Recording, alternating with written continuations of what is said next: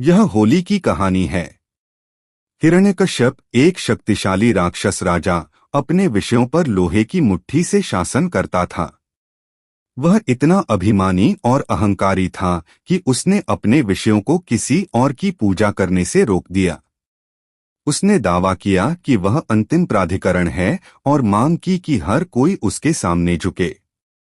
हालांकि उसके बेटे प्रहलाद, एक युवा लड़के, ने अपने पिता के आदेशों का पालन करने से इनकार कर दिया। प्रहलाद भगवान विष्णु का एक भक्त अनुयायी था और उसने अपने पिता की चेतावनियों के बावजूद उनकी पूजा करना जारी रखा।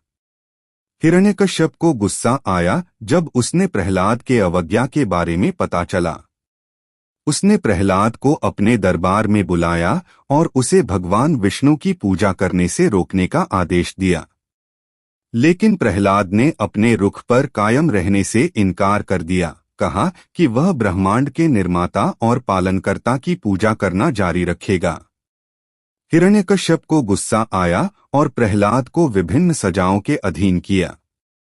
उसने प्रहलाद को एक चट्टान से फेंक दिया, लेकिन प्रहलाद भगवान विष्णु की मदद से बच गया।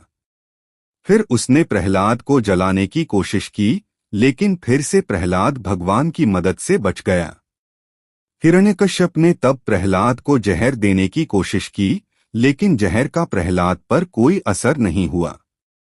अंत में उसने अपनी बहन होलिका, जो आग के प्रति प्रतिरक्षित थी, से कहा कि वह प्रहलाद के साथ एक जलती हुई चिता में बैठे। होलिका, जो अपनी शक्तियों में आत्मविश्वासी थी, इस योजना के लिए सहमत हो गई। वह प्रहलाद के साथ चिता में बैठ गई और आग लगा दी गई। लेकिन जब आग ने उन्हें घेर लिया तो प्रहलाद की भगवान विष्णु में भक्ति ने उन्हें बचा लिया और वह बच गया। होलिका दूसरी ओर आग में जल गई। उसकी आग के प्रति प्रतिरक्षा उसके दुर्जनीय इरादों के कारण व्यर्थ हो गई। प्रहलाद के बचने और होलिका के नाश ने अच्छाई की बुराई पर जीत का प्रतीक किया। हिरण्यकश्यप ने अपनी गलती का एहसास किया और प्रहलाद से माफी मांगी, जिसने उसे माफ कर दिया।